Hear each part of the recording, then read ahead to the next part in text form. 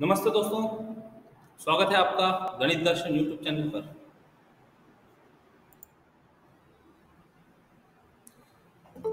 तो today's topic is असिम्प्टोट्स। असिम्प्टोट का meaning क्या है, एक बार इसको जरा समझ लेते हैं और फिर इसके प्रॉब्लम्स कैसे सॉल्व किए जाते हैं वो देखते हैं। फॉर एग्जांपल, एक यदि हमारे सामने पैराबोला हो तो किसी पॉइंट पर x की वैल्यू है, इस पर y वैल्यू ये मिल जाएगी। x को यदि थोड़ा और आगे बढ़ाया तो y की वैल्यू बड़ी हो गई, पहले से बड़ी हो गई। जैसे जैसे x हम बढ़ाते जाएंगे y की वैल्यू और लार्ज मिलते चले जाएगी। तो यदि x को इंफिनिटी तक लेकर जाएं तो ये जो पैराबोला का माउथ है, ये माउथ ऐसे वाइड होते दिखेगा। जैसे जैसे x इंफिनिटी की तरफ बढ़ते जाएंगे ये पैराबोला का माउथ वाइड होते दिखेगा और ये जो कर्व है, ये कर्व एक लाइन बनने की कोशिश करेगा, स्ट्रेट लाइन बनने की कोशिश करेगा। So the tendency of a curve to become a straight line at infinity is called asymptote. मतलब basically asymptotes are straight lines जो कर्व बनने की कोशिश कर रहे हैं एट इंफिनिटी। अब टाइप्स ऑफ asymptote की बात करते हैं, तो क्योंकि वो लाइंस है तो लाइंस तीन टाइप की हो सकती है, हॉरिजॉन्टल, वर्टिकल या फिर ऑब्लिक। ऑब्लिक इस तरह से या फिर इस तरह से, तो ये ऑब्लिक कैटेगरी में आ जाएंगे। वर्टिकल जो असिम्प्टोट्स होंगे, वर्टिकल लाइन की जो इक्वेशन होगी ये होगी y इक्वल टू कांस्टेंट के फॉर्म में। These are line parallel to x axis, equation होगी y equal to some constant. जब हॉरिजॉन्टल असिम्प्टोट्स की बात हो रही है तो these are line parallel to y axis, इनकी जो इक्वेशंस होंगे वो इक्वेशंस होंगे x इक्वल टू से h is some constant, line parallel to y axis having equations of the form x equal to h। और जो oblique lines है इनकी इक्वेशन होंगे y equal to mx plus c, where m represents slope of the line and c is y intercept of the line। तो ये basic concept के साथ अब हम प्रॉब्लम को सॉल्व करते हैं और प्रॉब्लम को सॉल्व करते करते ये जो हॉरिजॉन्टल असिम्प्टोट, वर्टिकल असिम्प्टोट और ऑब्लिक असिम्प्टोट की बात की, इसको कवर करते हुए ये प्रॉब्लम कंप्लीट करेंगे। Question is, find the asymptotes of the curve. Find the asymptotes of the curve. Find the asymptotes of the curve. Curve का इक्वेशन दिया है। अब कर्व के इक्वेशन में टर्म का डिग्री देखते चलो। x क्यूब, ये टर्म का डिग्री भी 3 हो गया, 2 + 1। ये टर्म का डिग्री भी 3, मतलब इतने टर्म्स विथ डिग्री 3 है। फिर टर्म्स ऑफ डिग्री 2, ये डिग्री 3 के टर्म्स है, ये डिग्री 2 के टर्म्स है, डिग्री 2 डिग्री 2 डिग्री 2, और फिर ये डिग्री 1 के टर्म है x + y और वो कांस्टेंट है इक्वल टू 0। तो सबसे पहले तो ऑब्लिक असिम्प्टोट्स के पहले हॉरिजॉन्टल या वर्टिकल असिम्प्टोट है क्या ये चेक करना होगा। तो उसके लिए जो हाईएस्ट पावर ऑफ x या y है उनके कोएफिशिएंट्स अदर देन कांस्टेंट हो तो उनको इक्वेट करेंगे 0 से। यहां पर highest power of x is x cube, इसका कोएफिशिएंट 1 कांस्टेंट है तो उसको तो 0 से इक्वेट नहीं कर सकते, मतलब there is no asymptote parallel to x axis. Highest power of y is 3, इसका कोएफिशिएंट भी 1 है, कांस्टेंट है, उसको इक्वेट नहीं कर सकते 0 से, तो there is no asymptote parallel to y axis. यदि इनके कोएफिशिएंट्स अदर देन कांस्टेंट होते और रियल फैक्टर्स होते तो हम उसको इक्वेट टू 0 करते टू गेट असिम्प्टोट, इसका कोएफिशिएंट इक्वेट करने पर to get asymptote parallel to x axis, इसका कोएफिशिएंट अदर देन कांस्टेंट होता हाईएस्ट पावर ऑफ y का, उसको यदि हम इक्वेट करते तो we get asymptote parallel to y axis। लेकिन यहाँ दोनों कांस्टेंट है तो कोई हमारे पास ना तो हॉरिजॉन्टल असिम्प्टोट है और ना ही वर्टिकल असिम्प्टोट। तो जो भी असिम्प्टोट बचे वो सब ऑब्लिक स्लैंट असिम्प्टोट्स होंगे, ऑब्लिक असिम्प्टोट्स होंगे, यानी y equal to mx plus c के फॉर्म में होंगे। तो पहले इतनी बातें मेंशन कर देते हैं। गिवन कर्व इज, दोबारा नहीं लिखते हैं उसको, solution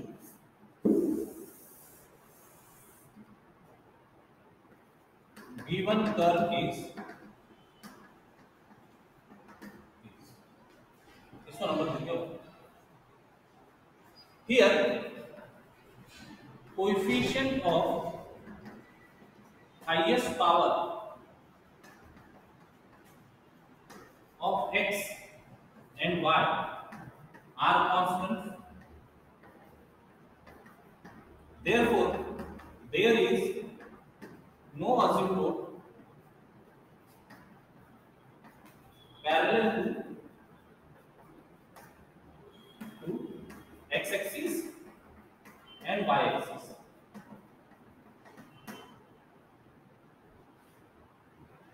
no asymptotes parallel to X axis Y axis, मतलब कोई हॉरिजॉन्टल असिम्प्टोट नहीं है, कोई वर्टिकल असिम्प्टोट नहीं है। Degree of curve is 3, the degree of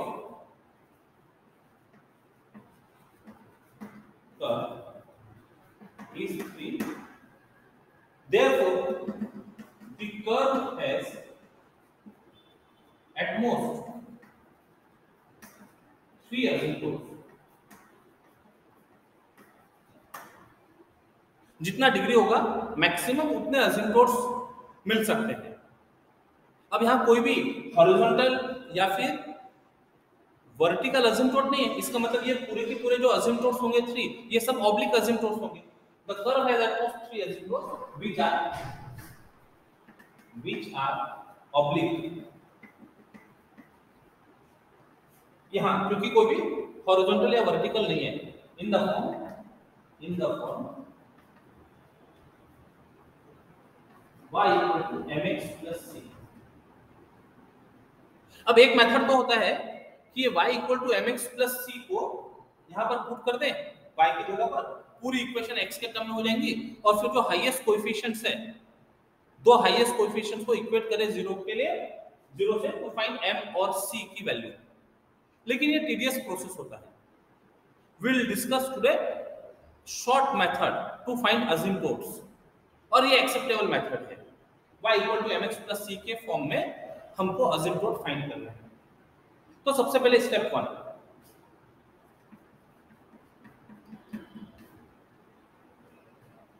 हम सबसे पहले तो ये पता कर लें कि लाइक डिग्री की टर्म्स कौन सी है।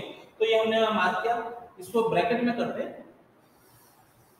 डिग्री 3 की टर्म्स एक ब्रैकेट में, ठीक है, डिग्री 2 की टर्म्स एक ब्रैकेट में,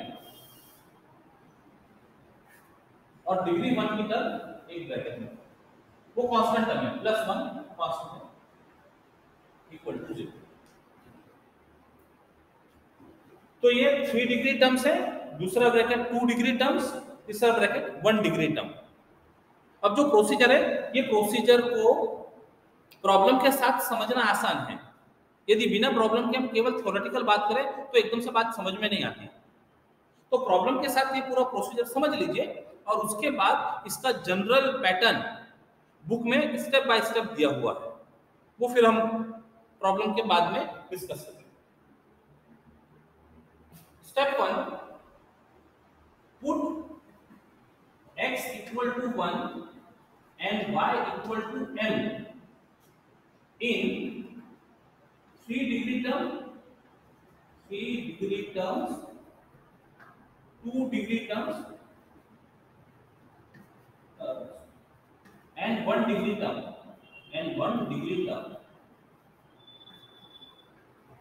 to obtain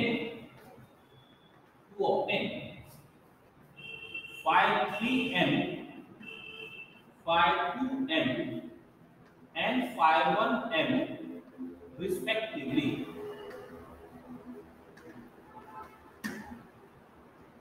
x की वैल्यू 1 और y की वैल्यू m पुट करके ये 3 पॉलिनोमियल्स तैयार करने हैं।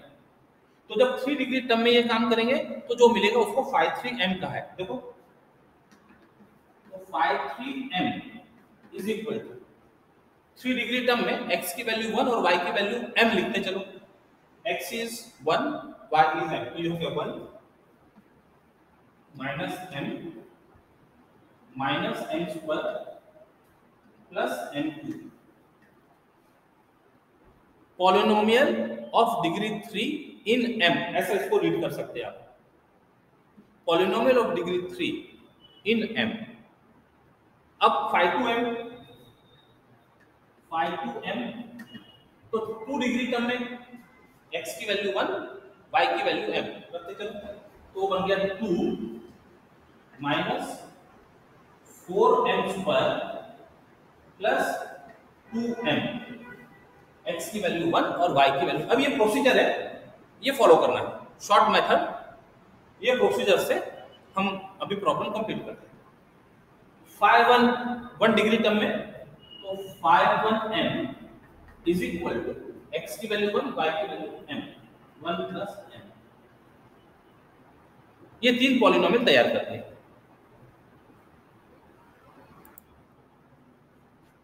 स्टेप 1 में पॉलिनोमियल्स फाइंड करने के बाद स्टेप 2 टू फाइंड m, और m फाइंड करने के लिए जो हाईएस्ट डिग्री का पॉलिनोमियल मिला है उसको इक्वेट करते हैं 0 से। हाईएस्ट डिग्री का पॉलिनोमियल इज phi 3m, तो to find m we solve phi 3m equal to 0। जो भी हाईएस्ट डिग्री का पॉलिनोमियल होगा उसको इक्वेट करेंगे 0 से। तो this implies 1 minus m square plus m2 equal to 0। Polynomial of degree 3 है, इसको सॉल्व करना है। तो सॉल्व करने के लिए सिंथेटिक डिवीजन बेस्ट मेथड है, लेकिन उसके लिए इक्वेशन को डिक्रीजिंग पावर ऑफ जो भी वेरिएबल है उसमें लिखना होता है। तो इसको लिखते हैं हम, that is m2 minus m square minus m plus 1 equal to 0। Synthetic division के अलावा दूसरे मेथड से भी फैक्टर्स फाइंड किए जा सकते हैं और वैल्यू फाइंड की जा सकती है। हम मोस्ट जनरल मेथड वो डिस्कस कर रहे हैं, सिंथेटिक डिवीजन। तो कोएफिशिएंट्स लिख लेते हैं सबके, 1 माइनस 1 1। डिग्री 3 है तो नंबर ऑफ कोएफिशिएंट्स एक ज्यादा होना चाहिए। डिग्री 3 है तो नंबर ऑफ कोएफिशिएंट्स 4 दिख रहे हैं। ट्रायल और एरर मेथड से चेक करते हैं फैक्टर क्या मिलेगा। तो 1 यदि दिया, ये पहले तो 1 ऐसे थे उतार दीजिए, 1 into 1 1 minus 1 plus 0, 1 into 0 0 minus 1 plus 0 minus 1, 1 into minus 1 दोनों का एडिशन 0। लास्ट टर्म 0 आ रही है, मतलब m माइनस 1 ये वैल्यू हो गई, m की वैल्यू हो गई। तो फैक्टर लिखा जा सकता है m, वो m इक्वल टू 1 है तो factor will be m minus 1। एक फैक्टर इससे लिखा गया और दूसरा फैक्टर इससे लिखा जा सकता है। ये कांस्टेंट, ये m का टर्म, ये m स्क्वायर का टर्म, तो m square minus 1 equal to 0। Synthetic division से फैक्टर्स तैयार किए जा सकते हैं। अब m स्क्वायर माइनस 1 ये सिंपल है, क्वाड्रेटिक इक्वेशन होगा ज्यादा से ज्यादा m की टर्म यदि प्रेजेंट होती तो क्वाड्रेटिक इक्वेशन को हम सॉल्व कर सकते हैं। इस केस में इसके भी और फैक्टर लिख सकते हैं। तो this imply m minus 1 into m plus 1 equal to 0। Suppose यहाँ पर m की टर्म होती तो this factor equal to 0, this factor equal to 0, quadratic equation solve करके m की दो वैल्यूज मिलती थी इसकी वजह से। तो ये स्कूलिंग पार्ट है, कोई ऐसा बहुत इसमें डीप लॉजिक की बात नहीं है। This imply m is equal to, यहाँ से एक वैल्यू मिली 1, यहाँ से दूसरी वैल्यू मिली 1, यहाँ से तीसरी वैल्यू मिली माइनस 1।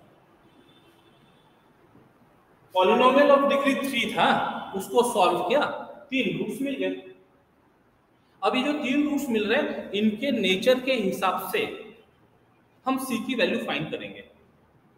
तो एक रूट माइनस 1 अकेला दिख रहा है और 1 दो बार रिपीट होते दिख रहा है।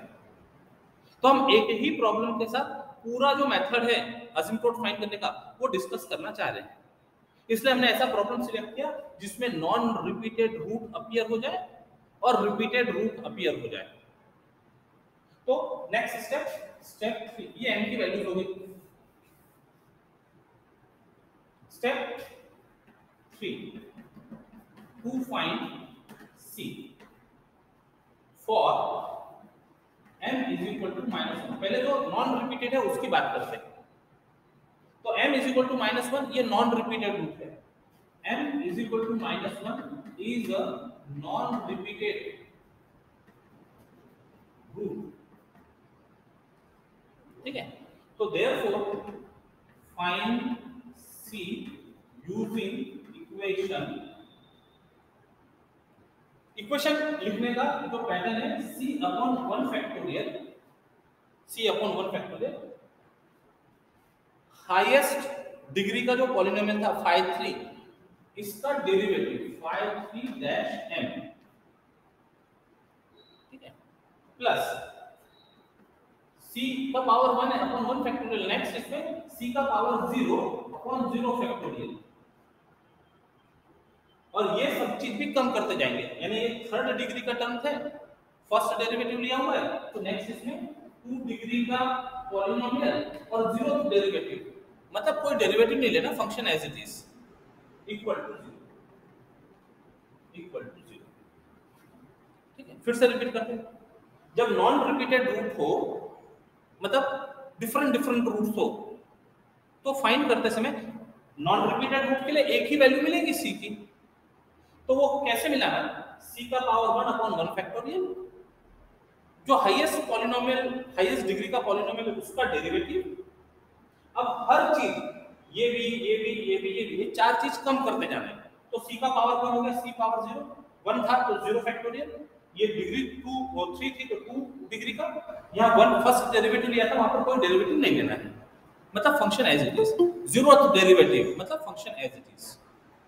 ये इक्वेशन से हम m इक्वल टू -1 के लिए c की वैल्यू फाइंड करेंगे। तो m इक्वल टू -1 रख दो, that is c upon 1 factorial में 1 phi 3 dash at -1 plus c power 0 1 0 factorial में 1 phi 2 at -1 equal to 0। m की वैल्यू -1 रख दो। तो ये इक्वेशन को सॉल्व करके c फाइंड करेंगे फॉर -1। क्या लेना पड़ेगा, phi 3 का डेरिवेटिव लेना पड़ेगा, phi 3 अपने सामने है, इसका डेरिवेटिव इसके सामने ले लेते हैं। phi 3 का derivative with respect to obviously variable is m, तो उसी के रेफरेंस से डिफरेंशिएट करना होगा।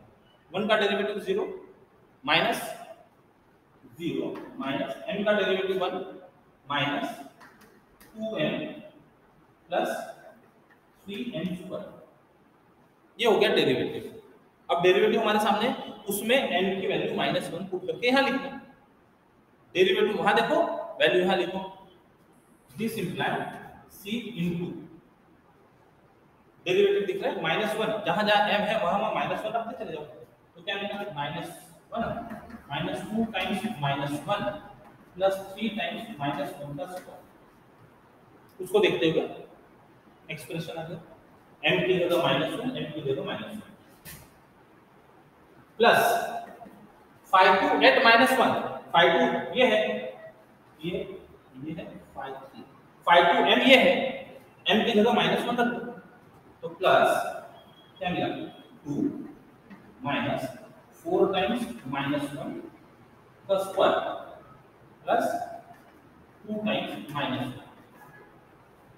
m की जगह -1 m की जगह -1 equal to 0।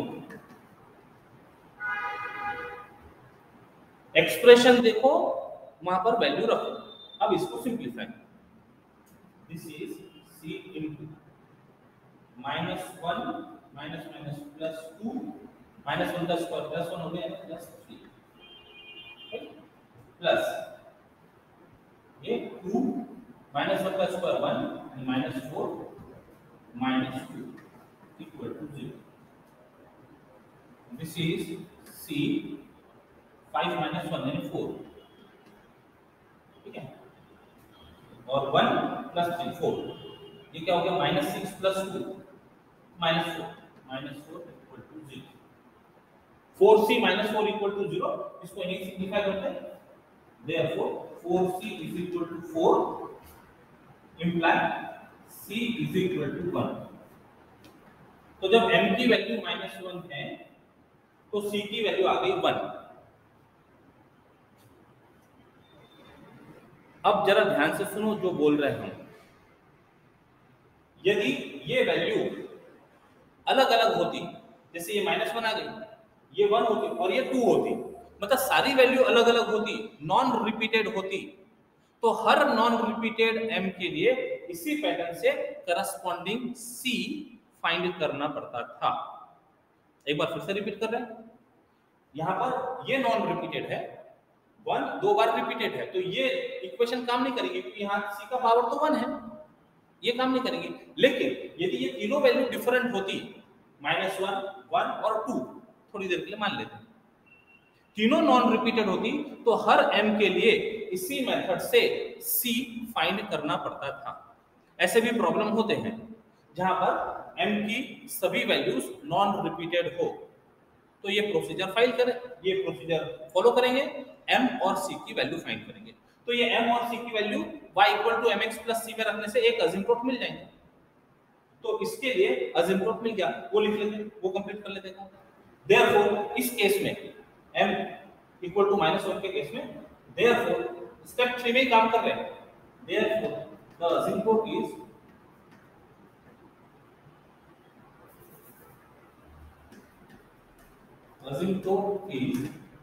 y equal to mx plus c imply y equal to m की वैल्यू माइनस है -1, c की value 1, y equal to -x plus 1, y equal to -1 sorry m equal to -1, c equal to 1, रख दो -1 into x plus c।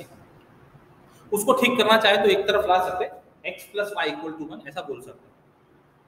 तो ये combination के लिए m और c, इस कॉम्बिनेशन के लिए असिम्प्टोट मिल गया।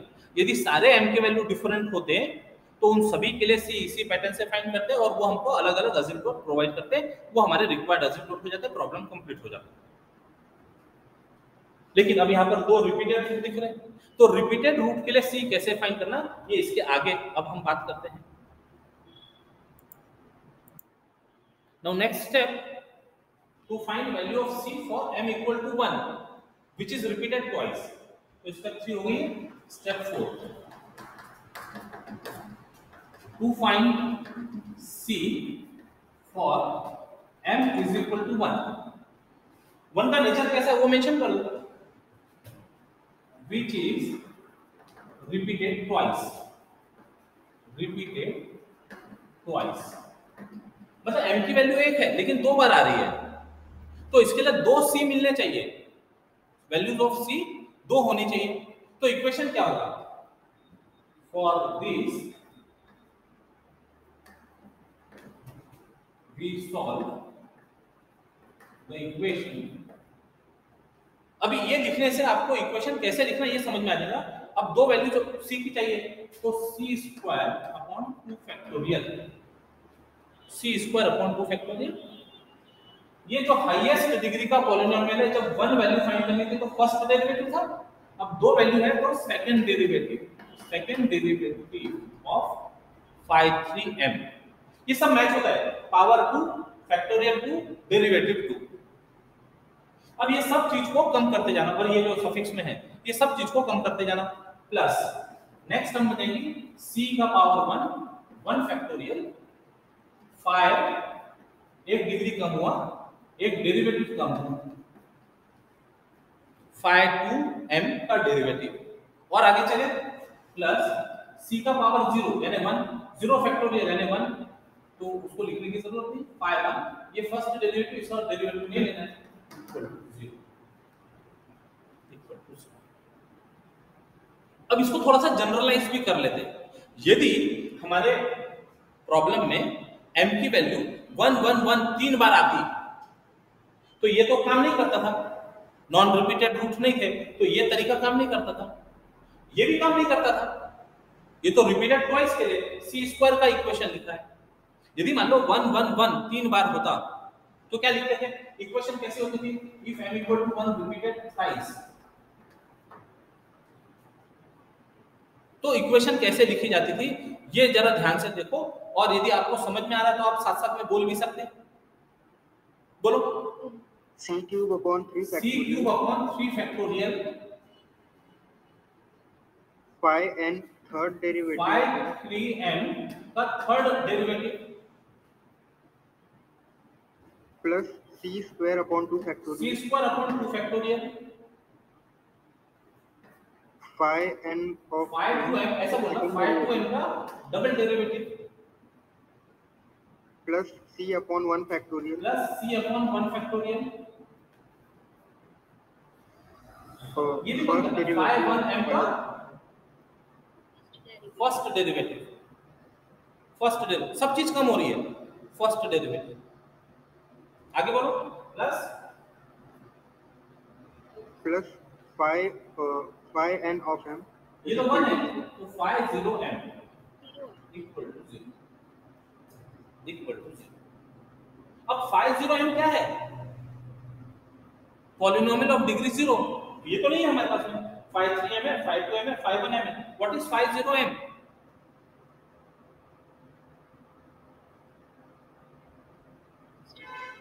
बोलो। वो जो कांस्टेंट टर्म रह गई थी जिसकी जरूरत नहीं पड़ी थी अभी तक के, कांस्टेंट टर्म, वहां m x भी नहीं है, y भी नहीं है, तो that is polynomial, constant polynomial, phi 0m, degree नहीं है उसको, कांस्टेंट पॉलिनोमियल। तो phi 0m वो इक्वेशन में लास्ट में x plus y plus m equal to 0 था ना, तो phi 0m 1 रहता था, ठीक है। तो यहां पर मैक्सिमम डिग्री 3 थी, तो 3 के 3 वैल्यू इक्वल हो सकते हैं, तो उस तरह से इक्वेशन c क्यूब में होगी, और फिर m की जो भी वैल्यू 3 बार रिपीट हो रही होगी वो m की वैल्यू लिखकर ये प्रॉब्लम को आगे सॉल्व करते हैं। तो इक्वेशन का पैटर्न कैसे है c फाइंड करने के लिए, ये सभी को समझ आ रहा है क्या? हमने नॉन रिपीटेड वैल्यू के लिए लिख लिया, रिपीटेड ट्वाइस के लिए लिख लिया, और ये मानकर कि तीनों वैल्यू रिपीट होती तो रिपीटेड थ्राइस के लिए भी सी का इक्वेशन कैसे लिखा जाता है ये समझ लिया है। तो अब आपके सामने कोई भी प्रॉब्लम आ जाए, आपको इक्वेशन ऑफ सी कैसे लिखनी ये समझ आ गया है। हम हमारे प्रॉब्लम में फिर से आ जाते हैं, ये इक्वेशन की जरूरत है, प्रॉब्लम को कंटिन्यू करते हैं।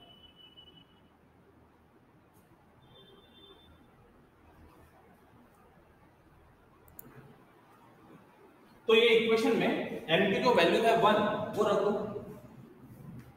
तो that is c square upon 2 factorial मतलब 2 phi 3 at 1 का double derivative plus c upon 1 factorial में 1 phi 2 at 1 का first derivative plus phi 1 m की वैल्यू 1 रख सकते हो, और अब ये एक्सप्रेशन इनको देखकर फाइंड करेंगे।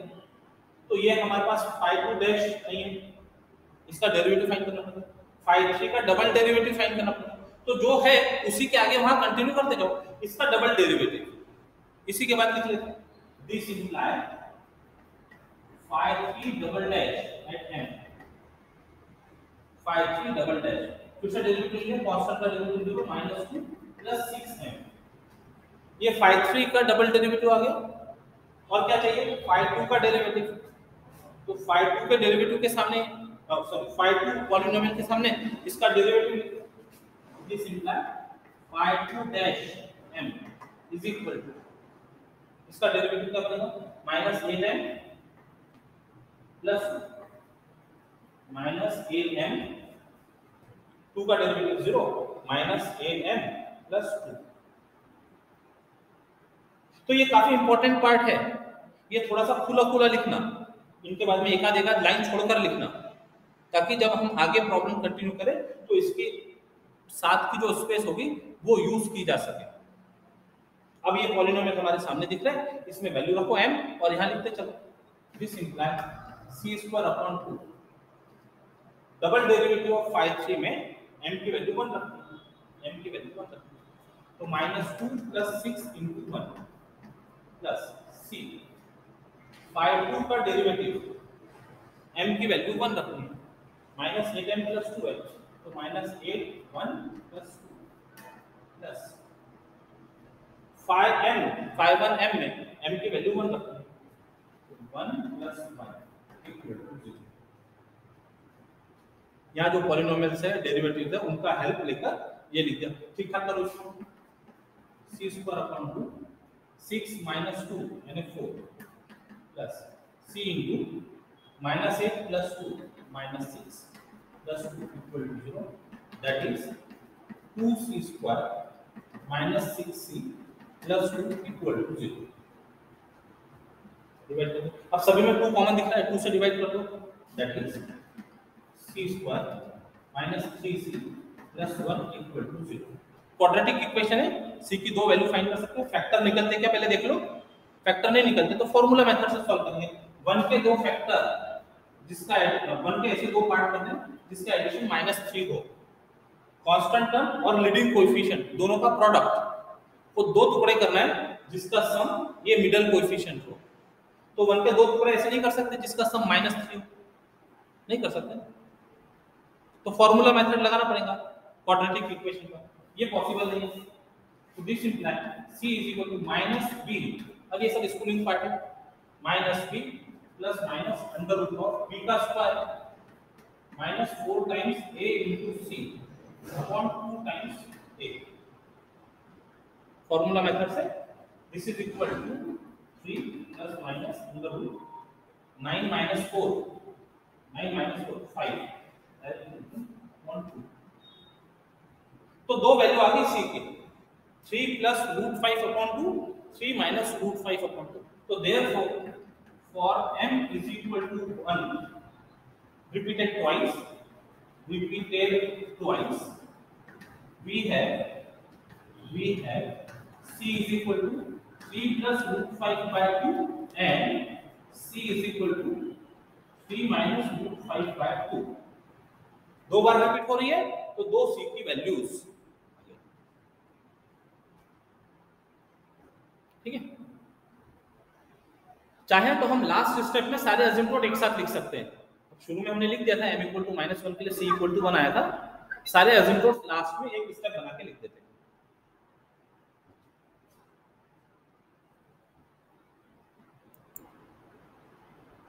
लास्ट स्टेप में स्टेप 5 बोलकर required असिम्प्टोट्स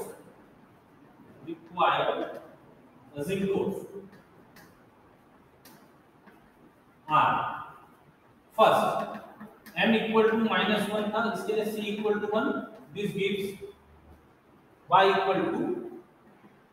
required asymptote y = mx + c r, ऐसा लिख देते। तो बार बार वो लिखने की जरूरत नहीं, बस डायरेक्ट वैल्यू लिखो। y = -1 × x यानी -x + 1, ये एक असिम्प्टोट मिल गया। दूसरा m = 1 के साथ c = 3 + √5/2 ले लेंगे, तो दिस गिव्स y = 1 × x यानी x + 3 + √5/2। और third m = 1 c = 3 - √5/2 imply y = m की वैल्यू 1x + 3 - √5/2। आंसर हमको रेक्टेंगुलर असिम्प्टोट नहीं मिलेगा, कोई हॉरिजॉन्टल या वर्टिकल नहीं था, कोई सारे असिम्प्टोट ऑब्लिक असिम्प्टोट्स है। तो इस तरह से असिम्प्टोट का कोई भी प्रॉब्लम अब आपके सामने आए, ऑल रूट्स नॉन रिपीटेड, तो जो हमने c का 1 डिग्री वाला इक्वेशन लिखा था उसकी हेल्प से प्रॉब्लम सॉल्व कीजिए। 2 रिपीटेड हो, एक नॉन रिपीटेड हो, तो नॉन रिपीटेड वाला केस अलग करो, रिपीटेड वाले के लिए c² की जो इक्वेशन तैयार की थी उससे प्रॉब्लम सॉल्व करेंगे। यदि मान लो 3 रूट्स रिपीटेड है तो 3 डिग्री की इक्वेशन कैसे तैयार करनी c में, वो हमने सीखा। उसकी हेल्प से c की 3 वैल्यूज फाइंड करेंगे, सेम m जो 3 बार रिपीट हो रहा है उसके लिए, और ये पैटर्न को अब किसी भी प्रॉब्लम के लिए अप्लाई किया जा सकता है टू फाइंड असिम्प्टोट्स। बुक के और सॉल्व प्रॉब्लम पहले रेफर करके फिर एक्सरसाइज के प्रॉब्लम की प्रैक्टिस कीजिएगा। तो इसके साथ असिम्प्टोट ये टॉपिक कंप्लीट होता है। आगे फिर कुछ नए टॉपिक के साथ शुरू करेंगे। आज के लिए इतना ही, रुकते हैं। टेक केयर, बाय बाय, जय गणित।